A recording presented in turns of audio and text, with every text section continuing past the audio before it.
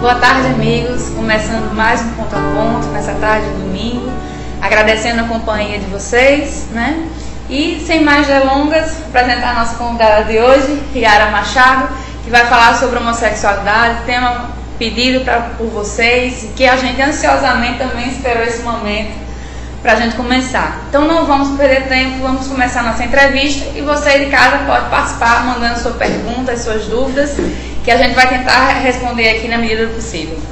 Yara, para a gente começar tudo, já que a gente tem que esclarecer a visão doutrinária, né, das coisas, qual é a visão da doutrina espírita com relação à homossexualidade? Bom, boa tarde. Boa tarde aos telespectadores desse programa Ponto a Ponto. É um prazer estar aqui novamente com vocês. Então, assim, a doutrina espírita, ela não tem um conceito fechado acerca da homoafetividade, né? Nós temos vários estudiosos, trabalhos, inclusive psicografados por Divaldo Franco e por outros médiuns, trazendo a temática, né?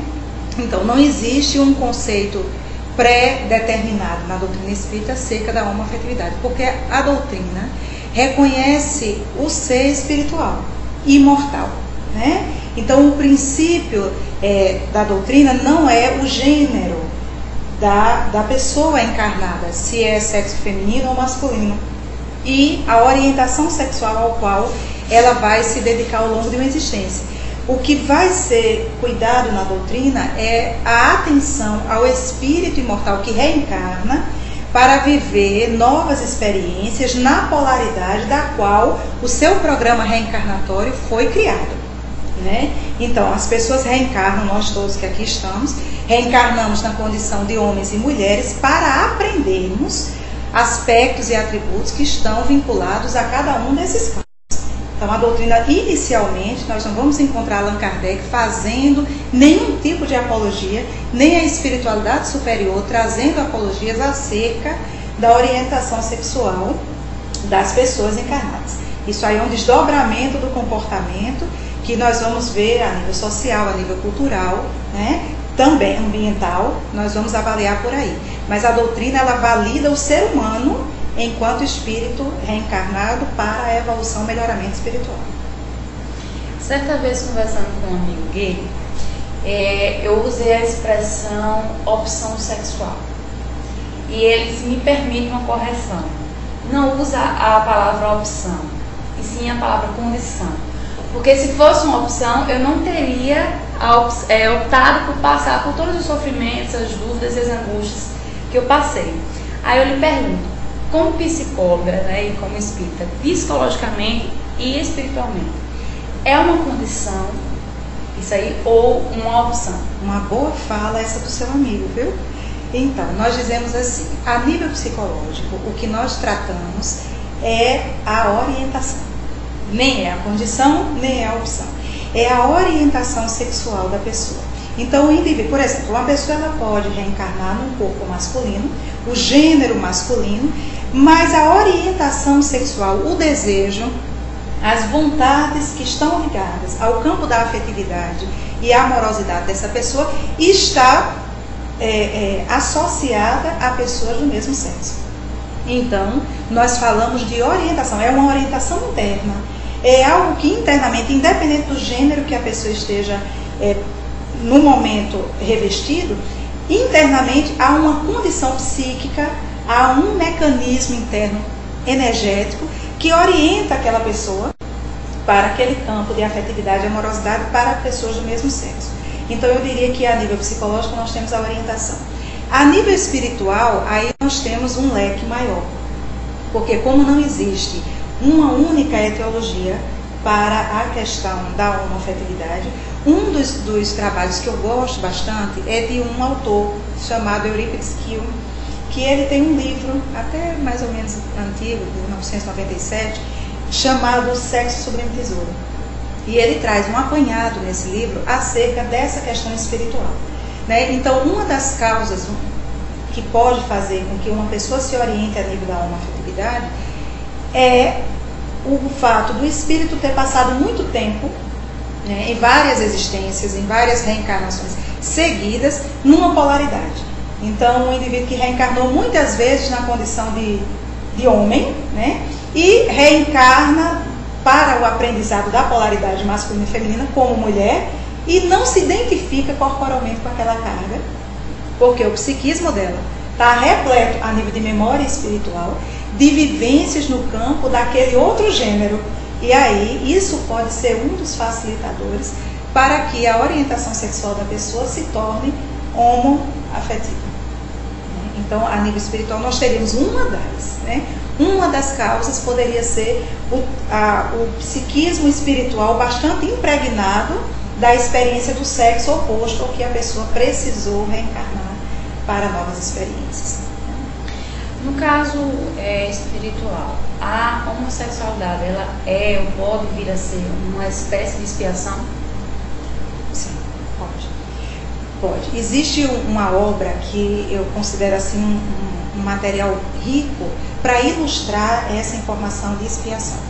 O nome do livro se chama O Semeador de Estrelas, de Sueli Caldas-Schubert. E ela traz nesse livro algumas vivências de Divaldo Pereira Franco, que é um médium baiano, né, bastante conhecido no movimento espírita, eu diria que mundial.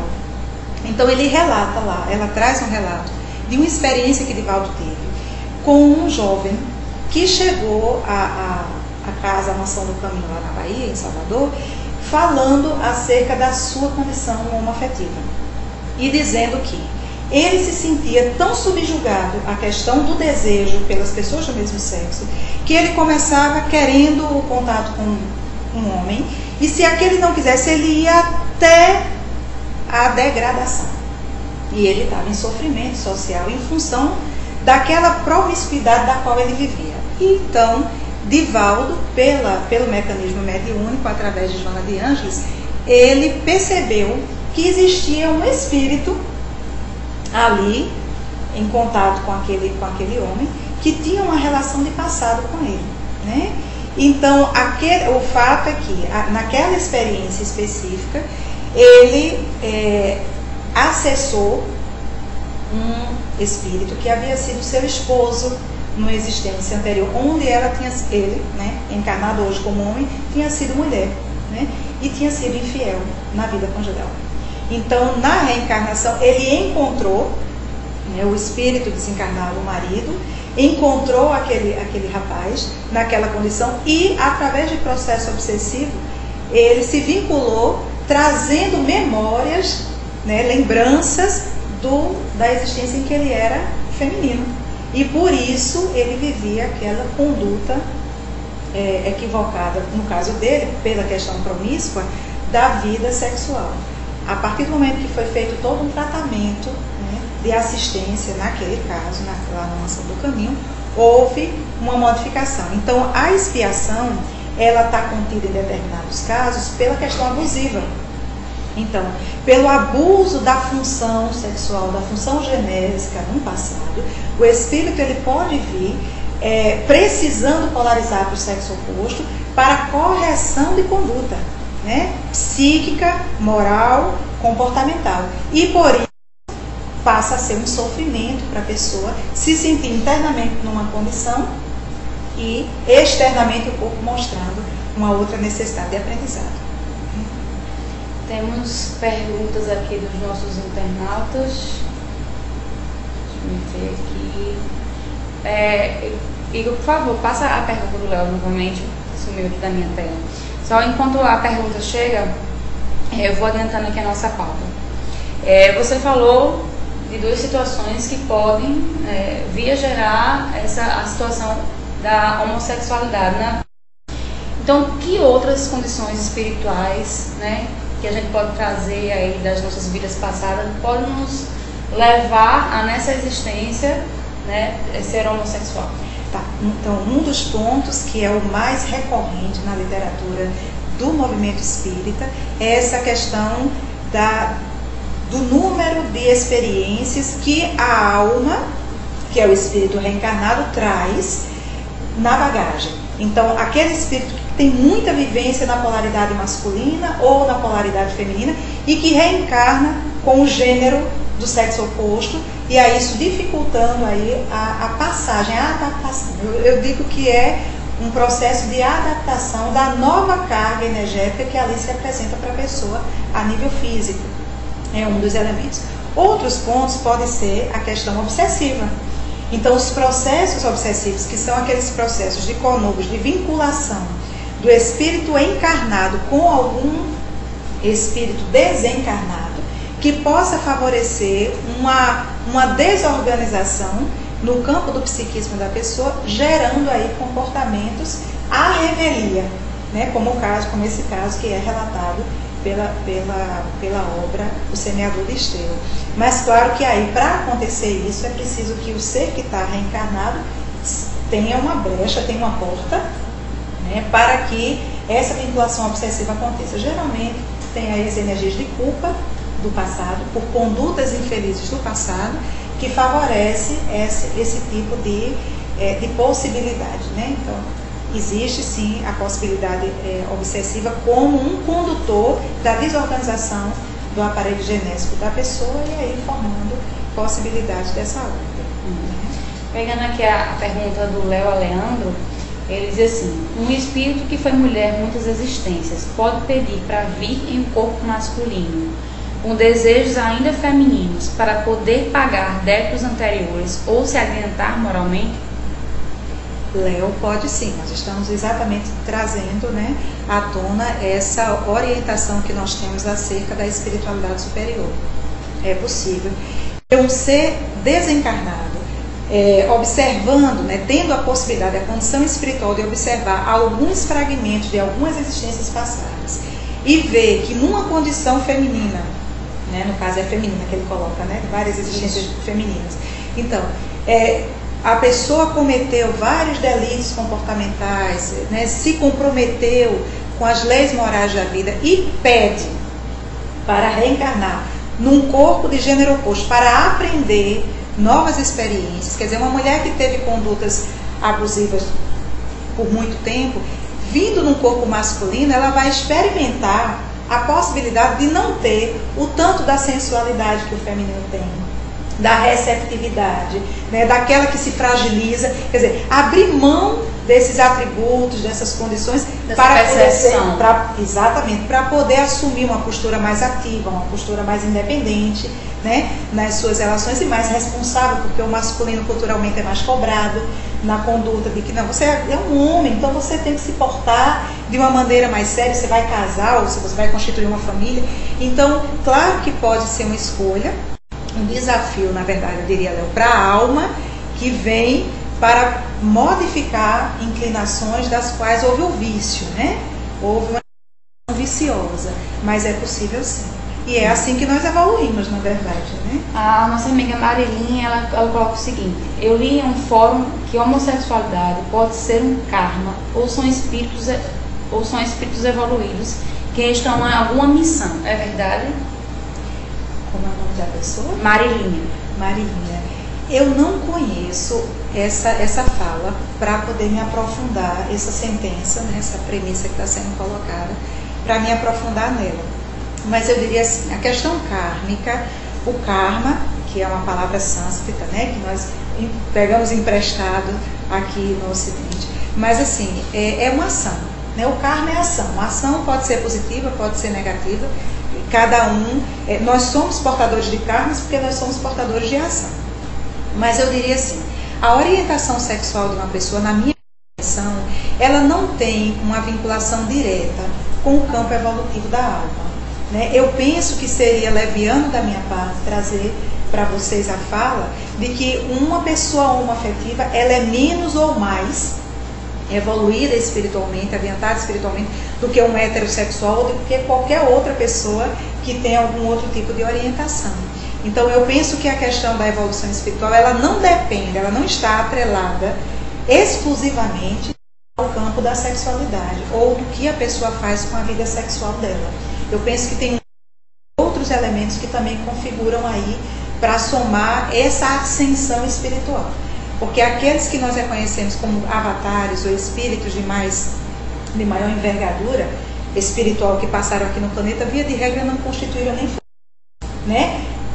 Os pequenos núcleos familiares, né? Nós temos um ícone do nosso movimento espírita como o Chico Xavier. Ele não precisou constituir família, né? Para projetar-se na vida enquanto, para mim pelo menos, enquanto um ser de uma ascensão espiritual imensa, né? E assim outros que às vezes até deixaram a família, o núcleo familiar, como Gandhi, Francisco de Assis, que deixou o núcleo familiar para cumprir uma missão espiritual. Então eu penso que essa questão é delicado falar sobre isso, mas eu penso que eu não faria uma relação direta entre evolução e orientação sexual. Até pelo que a gente conhece da história do próprio São Francisco, né? O amor que Santa Clara tinha por ele e que ele fez com que esse amor se transformasse em serviço, né? Ele sublimou o amor carnal, né? E o amor que um tinha pelo outro se transformou em trabalho. É uma história belíssima, mas que deixa bem claro o que você nos falou agora.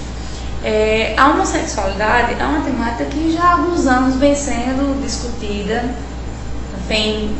A gente vem falando muito sobre preconceito, as leis vêm observando essa movimentação social para se adequar, né, a isso, mas uma temática que ainda é nova, que algumas pessoas ainda não entendem, né, porque muitas vezes a gente tem aquela coisa, ou uma coisa ou outra, né, existe uma separação, mas quando as pessoas se declaram bissexuais, como que disse, nem uma coisa nem outra, estou aqui no meio. Como é que a gente pode entender melhor isso aí?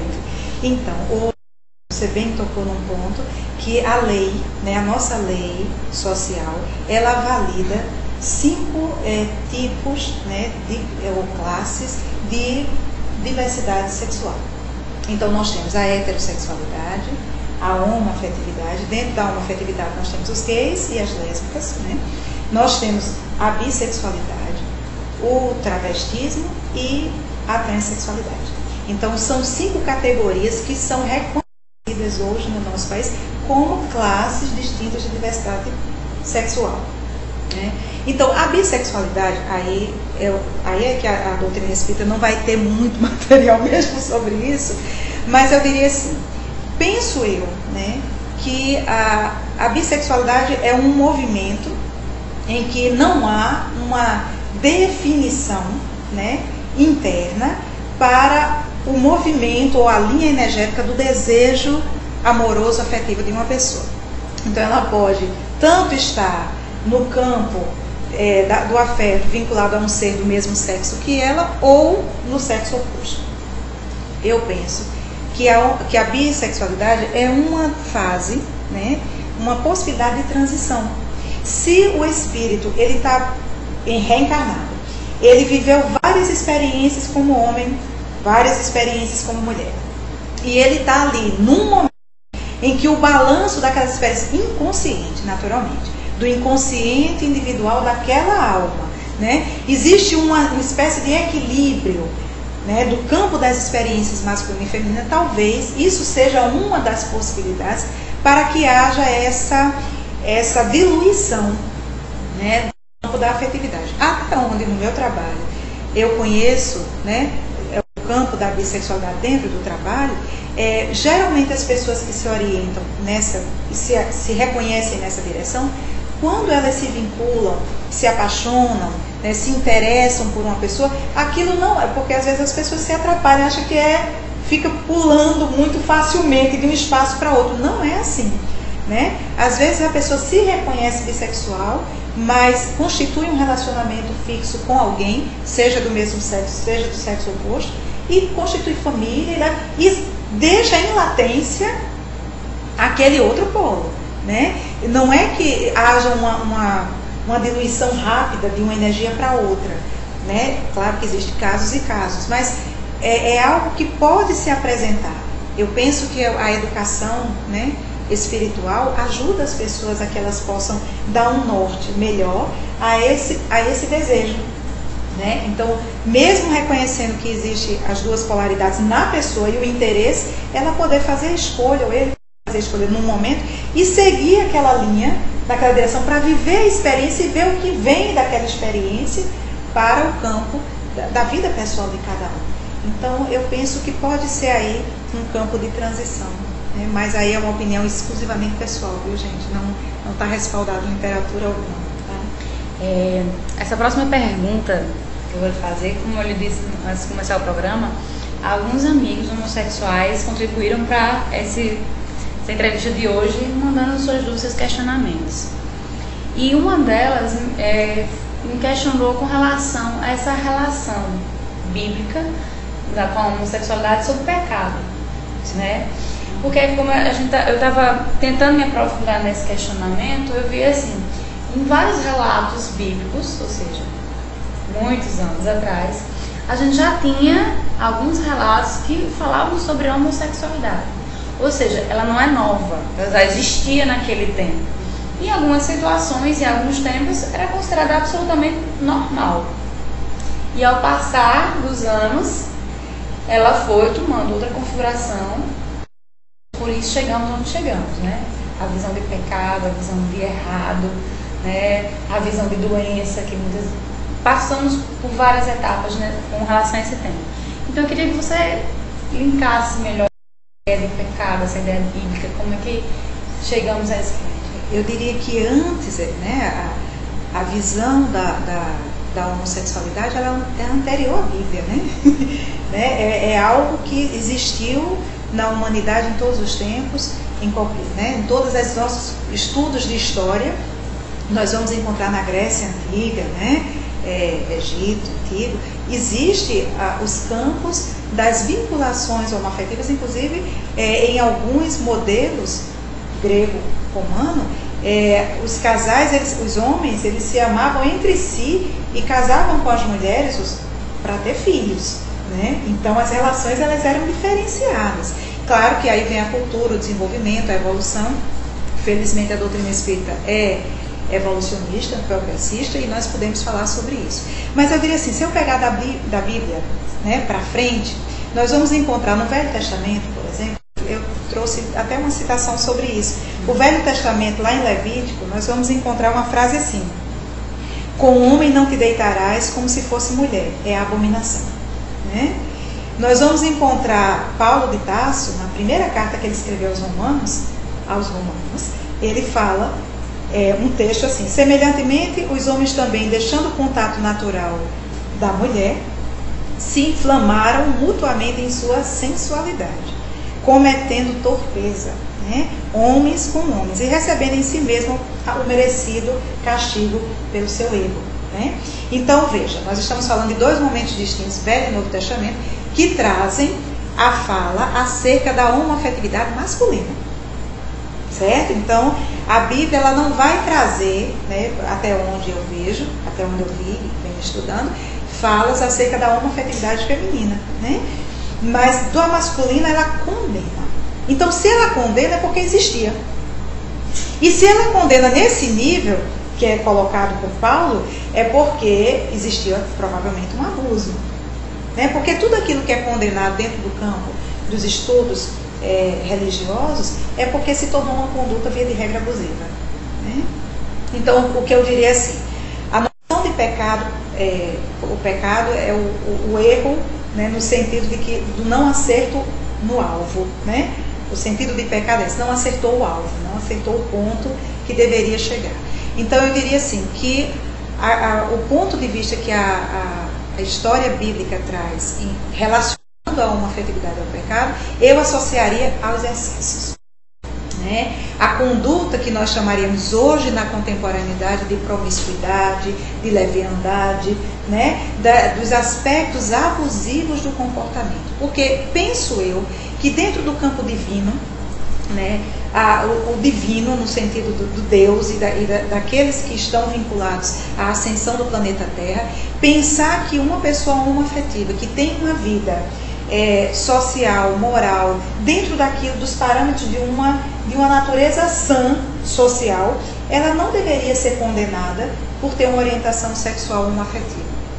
Penso eu que o fato aí não seria nem a heterossexualidade nem a homossexualidade, mas o como a pessoa se conduz dentro da orientação sexual que ela escolhe, né? Então, quando a Bíblia traz a questão do pecado, eu não tenho como falar com Paulo de Tarso para confirmar, mas eu diria que tem aí a questão dos excessos, né?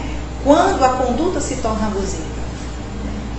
Porque se nós pegarmos a história dos próprios romanos, não teria essa qualificação do erro pelo contato, mas eu penso aí que a vinculação é pelo excesso. E aí, a nível de religião, há toda principalmente a religião judaica cristã, o catolicismo, com toda a reverência e respeito que eu tenho à doutrina católica, mas existiu durante um tempo, né, um abuso bastante severo em relação ao sexo, né, colocando o sexo como uma estrutura pecaminosa, né, não só para a homoafetividade, mas para tudo, né, gerando culpa pelo prazer que a natureza consagrou ao ser humano. Porque o aparelho genésico no ser humano, que é o nosso campo de ação sexual, é um procriador de vida, né? O gerador da existência no planeta. E, no entanto, foi trazido numa pecha muito patológica, vejo eu, e que deixou heranças arquetípicas no nosso social fortíssimas em relação a essa questão de pecado. Mas eu diria assim, que o cuidado que se deve ter é com a questão da conduta abusiva no ato, né? No ato, que eu digo, na escolha da pessoa em viver uma vida amorosa, né? Então eu diria que a Bíblia hoje, se fosse escrita hoje, nem Levítico nem Paulo traria esse texto dessa maneira. Eles iriam atualizar na linguagem moderna e trazer, talvez, dentro dessa questão de qualificar o ser humano, ele, no campo da dignidade e da decência, da sua conduta. E aí, a questão da orientação, penso eu que é mais um atributo individual, e cada caso é um caso específico, não se deve generalizar para julgar, né? Porque uma das coisas que é clara na Bíblia, e eu penso que todo mundo deve lembrar disso, é que a gente não deve julgar. Jesus trouxe essa sentença, não julgueis, né? Porque na medida que julgarmos, nós somos julgados. Então não é para entrar em julgamentos, é para buscar realmente o exercício da compreensão, da transição que cada um está vivendo na existência. Estamos numa passagem na existência, vamos terminar, né? Ninguém vai ficar aqui no sexo feminino ou masculino para sempre. Nós vamos polarizar. E à medida que nós vamos fazendo essa transição e respeitando o movimento que a vida vem trazendo das mudanças, para somar, né? Então eu penso que o escrito, ele deve ser reconsiderado hoje a nível bíblico também. Essa é a minha visão. Então vocês aí de casa podem mandar suas perguntas, seus comentários, estamos aqui abertos a interagir com vocês nesse bate-papo. A minha próxima pergunta, Yara, veio de um amigo também, um amigo muito querido que eu conheço desde a infância, que ele perguntou o seguinte: eu sou bem resolvido comigo, publicamente se posiciona como homossexual e é respeitado pela família, pelos amigos, né? Mas aí ele pergunta, mesmo eu sendo bem resolvido comigo e com os outros, eu ainda devo me considerar em erro? Voltamos para a questão do erro, né? Que aí entra muito a energia da culpa da educação. Eu diria assim, uma das coisas que faz com que a homoafetividade seja algo, principalmente quando entramos no campo religioso, né, seja algo delicado a se tratar, é porque se diz assim, a homoafetividade não estaria dentro do princípio da lei natural. Esse é um dos argumentos fortes que nós vamos encontrar na literatura cristã em geral, né? Porque o natural é que as polaridades se encontrem, masculino e feminino, para quê? Com a finalidade de procriação, de perpetuação da espécie, de evolução do planeta no sentido da procriação. Então, quando se pensa assim, né, e faz o recorte dentro da questão do crescer e multiplicar, né, o homem deixando a sua casa, a mulher deixando a sua casa, vão se encontrar, vão formar uma só carne e vão se multiplicar. Isso é um texto que, inclusive, a doutrina espírita valida, reconhece, né? Então, quando nós olhamos dessa maneira, nós fazemos uma leitura unilateral do desenvolvimento humano, né? Então, um dos princípios da evolução é, de fato, a lei de reprodução. Está dentro das leis morais da vida. É uma das leis imutáveis, certo? Ok. Mas o indivíduo, ele está, como seu amigo colocou para você, ele está bem com ele reconhece a homoafetividade como um campo aceitável para uma conduta de vida pessoal, ele tem o assentamento social familiar de acolhimento, mas ele se questiona se está errado. Então eu diria assim, é importante que a pessoa observe, né, se há conduta interna, né, se há uma tranquilidade no campo consciencial dessa pessoa.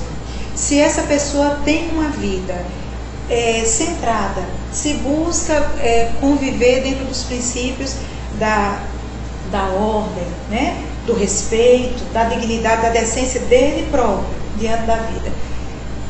Eu é que pergunto, qual seria o erro? Né? Penso eu que o maior erro, né, se eu pudesse usar essa palavra, que eu não gosto dela, mas o equívoco maior para mim seria uma pessoa que sente tudo isso internamente, buscar atender uma necessidade social, fazer uma automutilação de buscar um casamento heterossexual quando a pessoa internamente não está vibrando naquela frequência e viver num engano pessoal, né? Quer dizer, eu penso que aí não é evoluir, né? A pessoa não se pautar dentro de uma verdade interior, buscar mascarar para agradar o externo, trazendo infelicitações internas, gerando angústias, núcleos de angústias internas. Penso que aí seria um problema, né? Aí eu volto a dizer, porque essa fala não é minha, essa que eu vou colocar agora é de Joana de Ângeles, que ela traz naquele livro Constelação Familiar, quando ela diz que a questão nem é de homoafetividade, nem de hétero, né? Nem homo, nem heterossexual, mas é uma questão moral, né? E que nós precisamos olhar para as pessoas como seres que estão em evolução, independente do gênero ao qual elas estão vinculadas.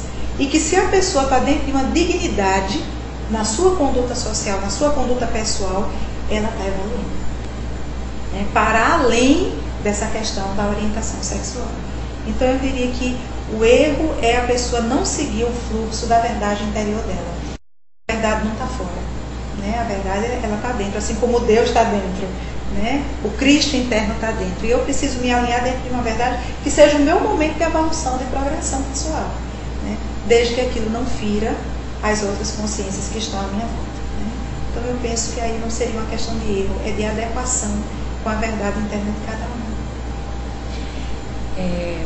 Com relação a essa identificação, né? Muitos relatam que assim, eu não sou um homem, eu sou uma mulher. Eu me vejo assim, eu me reconheço assim. E por essa identificação, né, feminina ou masculina, existe até hoje o próprio SUS, né, já promove cirurgias de mudança de sexo. Com relação a esse campo das pessoas que chegam ao extremo, né, dessa mudança, dessa sua percepção como homem ou como mulher, o que a gente pode entender melhor desse assunto? Então você chegou no campo que nós vamos chamar de transexual, né? Os transexuais, é interessante a gente saber o seguinte, que não é uma pessoa que se sente, uma mulher, né, que ela se sente internamente masculina e quer fazer uma cirurgia para mudança do gênero, né? Masculino, dos órgãos, enfim, da estrutura estética fisiológica. Não é assim que funciona. Nem em SUS, nem em lugar nenhum, né? Porque o transexualismo, na verdade, começa por um aspecto que envolve a própria anatomia e fisiologia do indivíduo. Então, são pessoas que, de alguma maneira, apresentam algum nível de hermafroditismo. Certo? Exatamente. Em um nível de hermafrodita. Então, o que é que acontece? É aquela mulher que tem bastante hormônio masculino. Ela não apresenta fisicamente, mas as taxas dela são todas alteradas naquele campo e ela apresenta uma desorganização interna no campo dos hormônios. Ela tem bastante. Ou aquele homem que tem os órgãos externos masculino, mas tem ovário, né? é aquela mulher que tem a parte estética do aparelho genital masculino. Existe uma mistura no campo. Aí a ciência, os médicos vão avaliar aquela condição. Porque a pessoa que vem, penso eu, o espírito, vamos para a parte espiritual, um espírito que reencarna com essa condição, o corpo já está mostrando uma desordem. O próprio corpo reencarnado, aquele que foi produzido para a existência da pessoa, ele vem com uma alteração, mostrando como nós reencarnamos na condição de evoluir, porque no mundo da forma nós temos possibilidade de avançar mais rapidamente, por isso nós reencarnamos. A lei da reencarnação é uma lei natural. Então, se o próprio corpo vem naquele tipo de condição, o corpo está sinalizando que pode existir uma necessidade de ajustamento na matéria. Penso eu que todos os recursos que a ciência tem, ela é providência divina. Nada do que tem aqui no mundo está sem que haja uma autorização, uma permissão, uma licença do divino para que exista. Se a ciência já tem recursos para fazer determinados procedimentos, e se o indivíduo tem condições anatômicas de fazer aquela alteração, a natureza está sinalizando uma possibilidade. O corpo psíquico está tão comprometido que aquela alma precisa reencarnar e ajustar alguns elementos para que ela possa vir a ter um equilíbrio numa próxima existência melhor, a nível também orgânico, a nível de corpo físico. Então eu diria que é bastante delicado.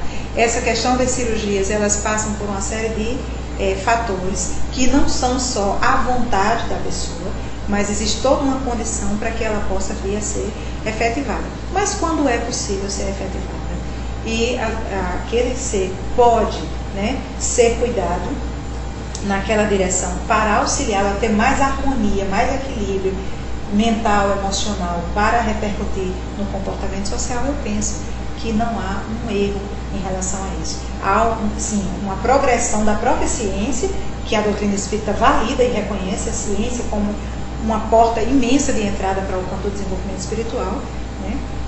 Nós temos isso na própria codificação. Quando a ciência disser uma coisa que venha de encontro ao que está sendo dito aqui e comprovar, fica com a ciência. Kardec nos trouxe essa informação. Então, eu penso que a ciência até hoje não contradiz nada da doutrina, mas ela vem somando e acrescentando nesse campo das progressões no processo de evolução do espírito. Nos casos que, às vezes, as pessoas tomam hormônios para ter essa mudança, e aí a cirurgia, no caso, seria o processo final, né? Elas promovem essa bagunça interna, como você falou, para que chegue ao ponto da... Uma coisa é quando o mecanismo acontece de maneira natural. Outra coisa é se há o provocar.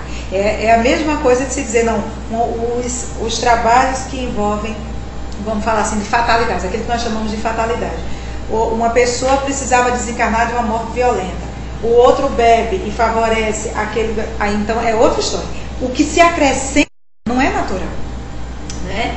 Então, o indivíduo ali está usando o livre-arbítrio dele para promover aquilo que a natureza não está favorecendo. É um outro caso isso aí, né? Na minha leitura, seria uma outra percepção.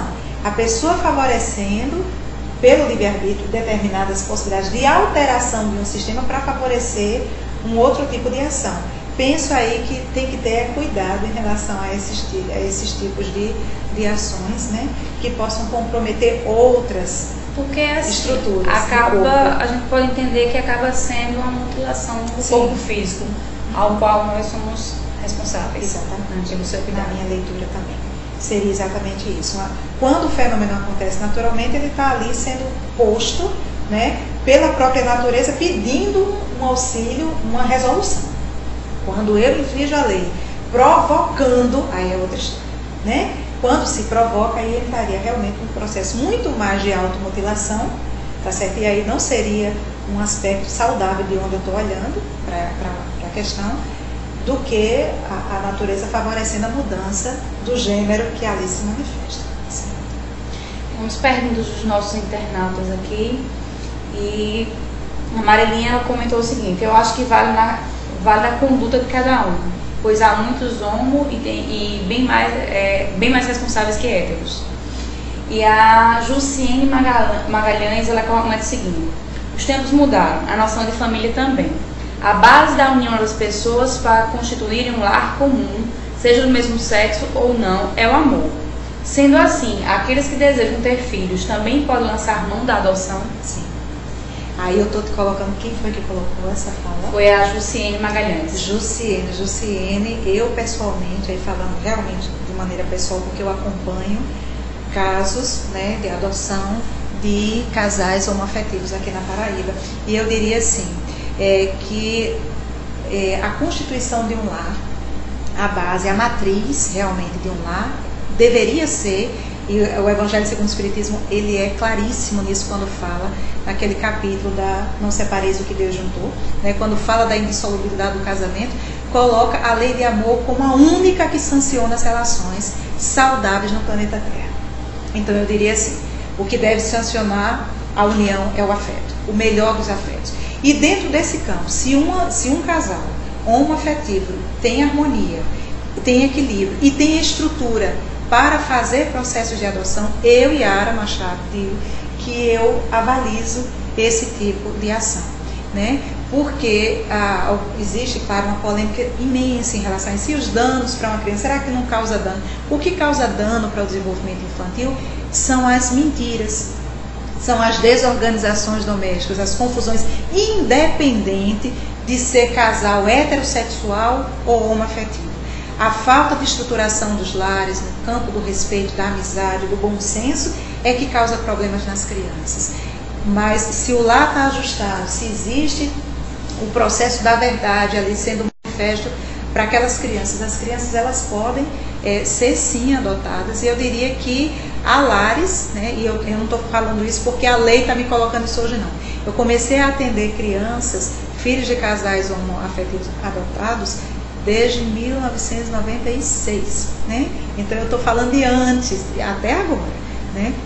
E vejo nessas famílias, das quais eu tive a oportunidade, tenho a honra de participar do processo de desenvolvimento das crianças deles e delas, que há realmente um cuidado, uma atenção, a que possa haver a evolução dos filhos, independentemente da orientação sexual dos pais. Agora, é um desafio, porque é como você bem colocou, o modelo familiar hoje vem modificando, nós temos famílias de vários formatos e é um desafio gigante trabalhar dentro de uma forma social o novo que vem emergindo, né? Porque tem uma série ainda de ajustes para serem feitos no social para acolher, aí eu diria que aí é uma questão que ainda precisa ser resolvida, para acolher os filhos de homoafetivos no social, nas escolas, nas instituições religiosas, acolher com naturalidade. Isso ainda não está acontecendo, é um processo que vem a ser desenvolvido, penso eu, ao longo dos anos.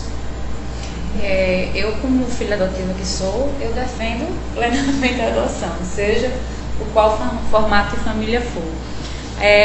Certa vez eu estava assistindo, não lembro o número, mas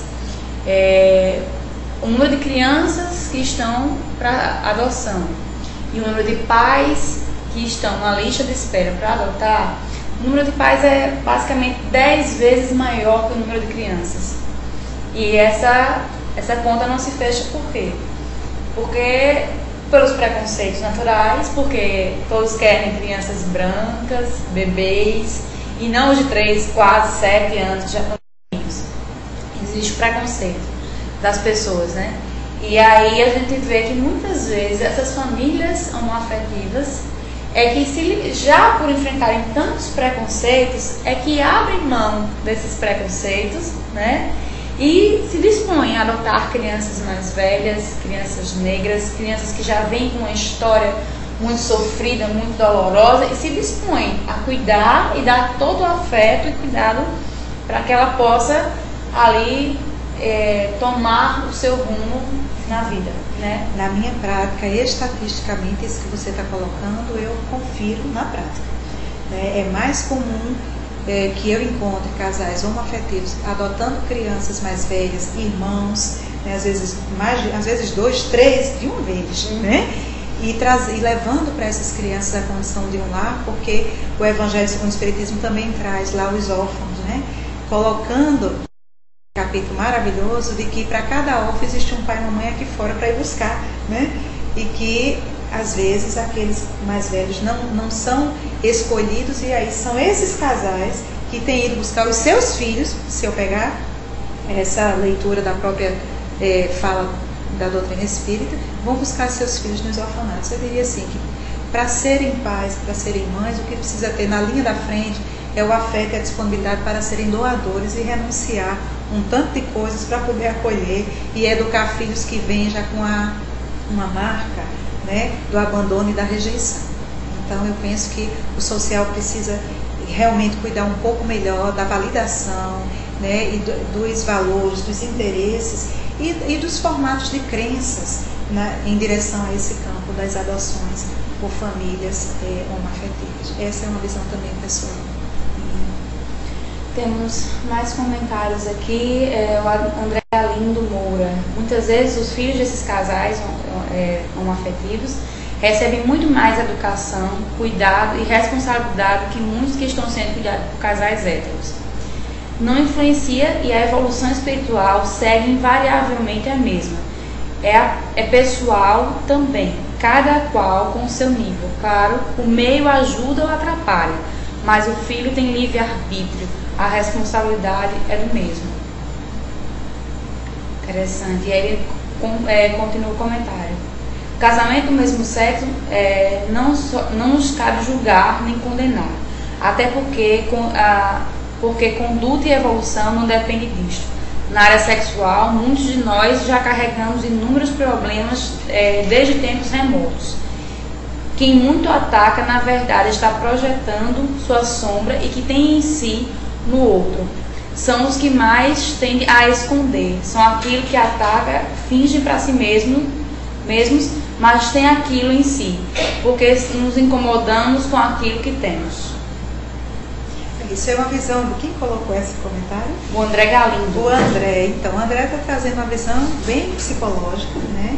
De que exatamente aquilo, a homofobia, por exemplo, ela está vinculada às sombras internas realmente de cada um. Aquilo que não é sustentado, aquilo que a pessoa não consegue lidar, né, com um nível de tolerância, vamos dizer assim, satisfatório, tem a ver com as próprias marcas individuais espirituais da criatura psíquica, da qual ela ainda não conseguiu se libertar, né? Então eu diria que um bom exercício, e que não define, ele colocou algo também importante aí, o André, o fato de às vezes as pessoas colocam, será que um casal homoafetivo, em criando filhos, não fará com que esses filhos venham a ser homoafetivos?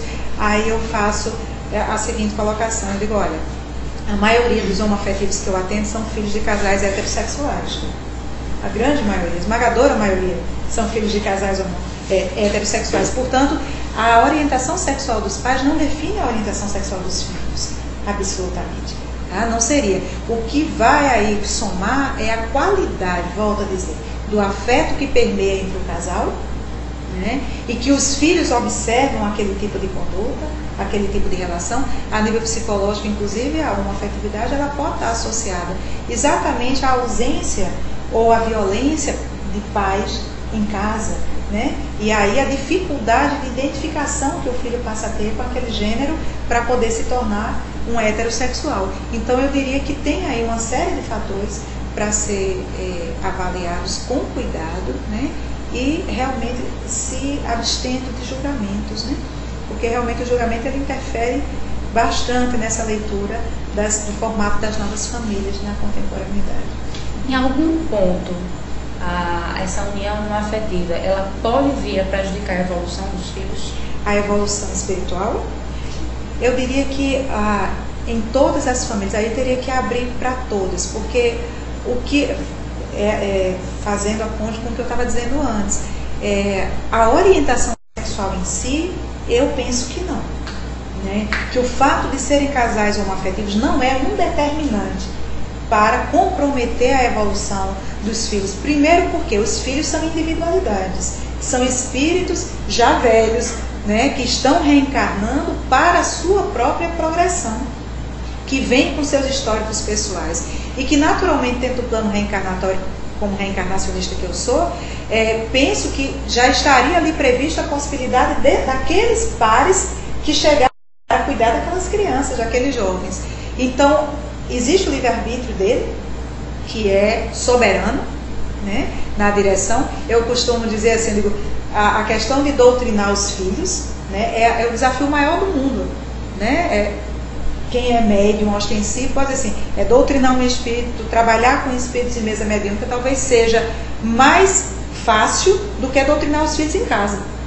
Então, dentro desse campo, quando eu avalio a questão da evolução, existe o livre-arbítrio soberano daquele ser que vai seguir. O que pode comprometer é a qualidade da família, e aí depende de ser homoafetivo ou heterossexual. Se a família tem problemas estruturais, se é uma família em desalinho, desestruturada, comprometida nas questões morais e afetivas no lar, isso sim pode comprometer o bom andamento da educação dos filhos. Mas também há tantos casos aí que são criados de uma maneira absurdamente comprometida e que, pelo seu esforço pessoal, modificam aquela situação e se tornam homens de bem, modelos sociais de auxílio, né? Como nós temos tantos casos. Então eu diria que não seria um determinante. Eu não avaliaria como um determinante. A Juciene Magalhães, ela comentou o seguinte: hoje nossa sociedade está mais aberta para aceitar as diferenças. Apesar de ainda termos muitos preconceitos, as novas gerações estão muito mais preparadas para conviver com os diferentes modelos familiares e religiosos. Evoluir significa maior livre-arbítrio, mais liberdade de escolha. Eu diria que o que acontece é que hoje está havendo um movimento, né, social maior de tolerância, né? E o fato de haver mais tolerância, o próprio judiciário está cuidando de estabelecer, porque enquanto um país vive com leis rigorosas, punitivas, né, está mostrando que ali não é um processo de educação espontâneo.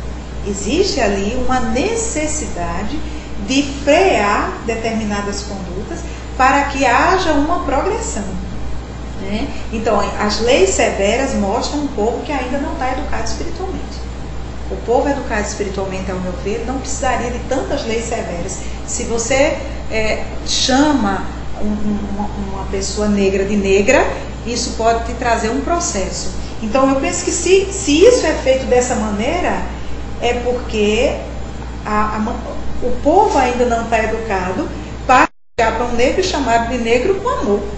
Porque na hora que isso acontecer, não vai ter problema de chamar de negro. Sem traços de preconceitos. Entende? Então, o racismo, ele se mescla no campo, e eu vejo que é uma questão muito mais de um exercício que a sociedade está fazendo de se tornar mais tolerante, né?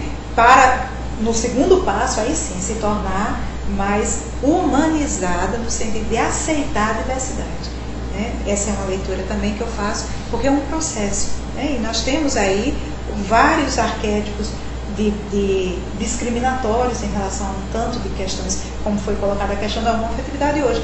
Desde lá da Bíblia está escrito é uma lei, e é colocado como lei divina.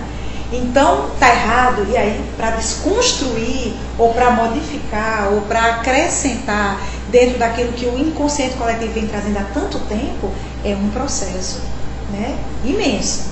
Mas nós estamos fazendo realmente parte desse processo. Eu concordo com a colega que colocou essa fala, no sentido que nós estamos fazendo parte, essa nova geração, os nossos jovens hoje, eles estão trabalhando na direção de uma maior amplitude de percepção e de acolhimento à diversidade, né? E penso que as famílias precisam acompanhar isso também, né? Auxiliar, né? Por falar em família, a minha pergunta agora é sobre os pais, porque a gente vê que muitos não se assumem na homossexualidade por vergonha ou por medo da condenação dos pais, né? Que muitos, como a gente conversou anteriormente, mudam de cidade, de estado, até de país, para que possam exercer a sua liberdade, a sua vida da forma mais plena, sem receber os julgamentos, as avaliações das pessoas que por ele tem amor, né? E E esse julgamento eu acho que fere muito mais quando vem de alguém que ama.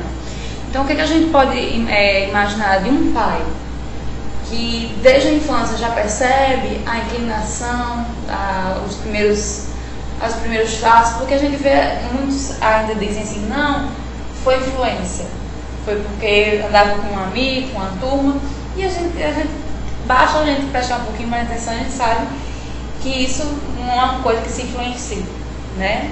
O máximo que você desperta para a possibilidade, mas você não chega a induzir ninguém a mudar a sua vida sexual. Mas então os a perceber essa inclinação, que começa a notar os sinais, né? Que ali vai se apresentar uma pessoa que vai optar por uma conduta homossexual. Como o pai deve proceder? Eu diria que o maior desafio a nível de comportamento que eu visualizo em consultório psicológico é esse, né? É esse processo de orientação familiar para com os pais, que chegam muitas vezes na intenção de um pedido de socorro para que os filhos não sejam, para que haja um tratamento para que eles se tornem heterossexuais, né? Eu já tive a oportunidade de escutar pais dizerem frases que demorou anos para que a gente pudesse desconstruir, do tipo, eu preferia que a minha filha fosse uma prostituta a ser lésbica. Eu preferia um filho marginal a um filho gay. Então, quando eu escutava frases dessa que são fortes, né? Veja, o quanto a orientação sexual ela era vista por esses pais de uma maneira abominável por conta da marca social, da vergonha social, sobretudo aqui no Nordeste, sobretudo eu diria na Paraíba, para um pai, né, de ter um filho homoafetivo lá no sertão da Paraíba, porque eu adoro o sertão, né? Então, assim, a dificuldade do outro olhar e ver que meu filho, minha filha, a vergonha. Então tem muita coisa do social impregnado, né, nos valores da família, fazendo com que eles façam qualquer negócio, né, busquem qualquer maneira, uma fórmula para que aqueles façam aquilo com eles. Então, assim, o meu trabalho e a minha busca, até dentro dessa visão espírita, é de auxiliar os pais a que eles compreendam primeiro. Eles, os pais, não é culpa, eles não são culpados, eles não são responsáveis pela orientação sexual dos filhos. O primeiro ponto. Segundo, os filhos, eles são individualidades que já vêm de um processo, que já têm uma bagagem, que estão transitando numa existência para novos aprendizados. Se o filho, desde criança, apresenta inclinações e tendências, os pais, eles não devem abrir mão da orientação, de mostrar que aquele filho está no gênero, você é um menino ou você é uma menina, porque eles estão de fato no gênero masculino ou feminino, e isso deve ser colocado para os pais. Os pais colocarem para as crianças a condição de gênero que estão chegando e ir acompanhando. Se porventura, lá adiante, na adolescência, outro passo, eles vêm a reconhecer, ou os filhos próprios vêm a colocar a sua orientação sexual, cabe para mim, aos pais, o acolhimento. E eu não estou dizendo que isso é fácil nem difícil, mas o acolhimento a esses filhos. Porque quando os pais conseguem dar um tom de afetividade a esses filhos, eles diminuem a chance da promiscuidade desses filhos na vida social. Porque muitas vezes pela rejeição, pela discriminação, pela exclusão que os pais fazem com os filhos homoafetivos, que eles venham a se tornar pessoas sociais, em grupos sociais infelizes e equivocados. Então eu diria que para os pais, acompanhem o desenvolvimento, mostrando para os filhos valores morais, porque os valores morais não estão atrelados à questão da orientação sexual exclusivamente, né? Mas ajudar um filho, uma filha a se tornar um ser que faz o bem, que promove o bem, que faz o bem para si, vai para muito além da questão da orientação sexual. Porque há tantos heterossexuais promíscuos, há tantos heterossexuais levianos, né, com condutas infelizes na vida social. Então eu diria que não reduzir o filho à questão da orientação sexual. Um filho não pode ser gay ou ele é lésbica, ou ele é transexual, ou ele é travesti. Não pode ser só isso, né? É um espírito imortal cheio de atributos, de aprendizagem, de talentos, de valores, e que se for dado a eles a oportunidade de também desenvolver as suas potencialidades, né, eles vão ter o que doar para o social e aprender, né, a ter uma vida com dignidade. Então eu volto à fala de Joana de Ângeles aqui. Não é uma questão de homo ou heterossexualidade, é uma questão moral. E que as pessoas estão aqui na existência, todos os seres estão para evoluir. Então, se a pessoa está numa conduta digna, independente da orientação sexual, o social, o familiar deve acolher essa pessoa da melhor maneira que puder, auxiliando assim no progresso dessa alma, né? Essa é uma visão que eu concordo. O nosso amigo Léo Leandro, ele coloca o seguinte: mas o que importa realmente, mesmo você sendo hétero, bi ou homossexual, é como você age consigo e com o próximo. Bem próximo do seu discurso. A gente está finalizando, e uma coisa assim que eu sempre comento é que nós espíritas, por mais que a gente estude, por mais que a gente entenda algumas coisas, então, por trás de outras, a gente ainda cai nos mesmos erros que todos os outros. Não estamos além de ninguém. Então, eu queria dizer para os espíritas que ainda têm uma visão preconceituosa, para que ainda acham que é uma atitude condenável, né? Que são pessoas que vivem no erro e que acabam concordando com a ideia que são pessoas que devem viver à margem da sociedade. O que nós podemos dizer para esses espíritas? Eu diria assim: vamos voltar para o princípio da lei natural, quando se coloca, inclusive dentro do movimento espírita, de que o homem foi feito para a mulher foi feita para o homem, no sentido da multiplicação, da procriação, da utilização da lei de reprodução no nosso planeta. Eu não discordo absolutamente dessa verdade que está contida nas leis da vida. Mas eu diria assim, a doutrina espírita é uma doutrina que busca trabalhar conosco, a nossa razão, né? O crivo da nossa razão. E que Kardec para nós a informação de que é preciso que nós nos amemos antes de qualquer coisa. Espíritas, amai-vos. Espírita, instruí-vos. Então, amai-vos. Nós estamos, e o amai-vos que está na doutrina espírita é o mesmo amai-vos aos outros que Jesus trouxe. E quando Jesus trouxe a informação, que é o nosso grande avatar, né, o nosso mestre, quando ele trouxe o amar ao próximo, ele não disse que próximo era esse, o próximo, todos, a todos. Então eu não tenho o poder, o direito de trazer nenhum tipo de julgamento em relação à orientação sexual de irmão algum, de valor algum que possa estar implicado no campo do desenvolvimento de uma alma. Nós espíritas, penso eu, temos o dever de acolhermos com respeito toda e qualquer diversidade, sem julgar, porque o Cristo não julgou nada do social. O julgamento que o Cristo trouxe foi para aqueles que tinham o poder de educar as almas, né? Para aqueles que tinham o dever de cuidar do povo, os sacerdotes, aqueles que estavam vinculados a esse campo religioso, teológico, político, mas ao grande povo Jesus acolheu. E eu diria assim, e Kardec também traz esse acolhimento através da espiritualidade superior na codificação kardeciana, na codificação espírita.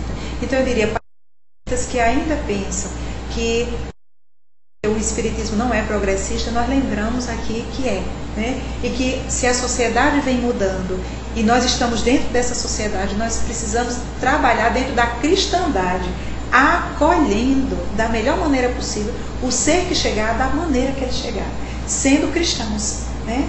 E se temos algo a dizer, que seja algo produtivo, que seja algo saudável, que seja algo... Madre Teresa de Calcutá dizia assim, nós não deveríamos deixar que ninguém saísse de perto de nós sem estar um pouco melhor. Eu penso que essa premissa que Madre Teresa trazia cabe perfeitamente dentro daquilo que a doutrina espírita nos traz.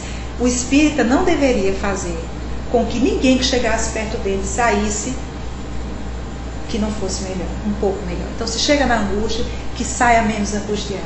Se chega cheio de preconceitos, de discriminação, de dores, porque foi marginalizado, que ele seja naquele momento acolhido, porque o espírita é o verdadeiro cristão.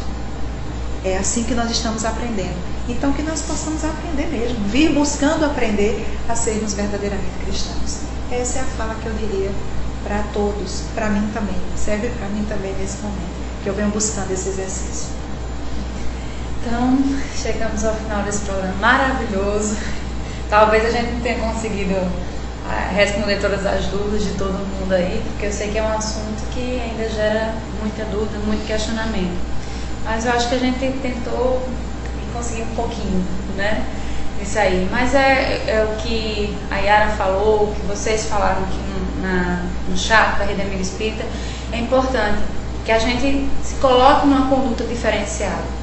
E se a gente estuda tanto, se a gente lê tanto, se informa tanto sobre a doutrina espírita, eu acho que a gente tem que incorporar um pouquinho desse estudo nas nossas ações e pensamentos. Então, tá aí pra gente conhecer um pouquinho melhor o que a doutrina diz sobre alguns aspectos sociais, e esse é um aspecto super importante, que está aí na convivência das pessoas e na ajuda que cada um pode dar no progresso e na evolução de todos eles. Então, ficamos por aqui, agradecendo a participação de todos vocês da Rede Amiga Espírita, TVC e Rádio Fraternidade, convidando a todos para quinta-feira, às 8 da noite, tem Evangelho no Lar, e no próximo domingo, mais um Ponto a Ponto, que aí a gente vai falar um pouquinho sobre os jovens protagonistas da doutrina espírita e sobre os jovens que vivem em situação de risco. Então a gente vai ter uma conversa bem instrutiva. Você que é jovem, você que convive com jovens, você que tem jovens em casa, não pode deixar de participar dessa conversa para a gente mais uma vez aprender um pouquinho sobre algum assunto da doutrina e da sociedade. Grande abraço a todos, bom final de domingo, boa semana para todos vocês. Até mais.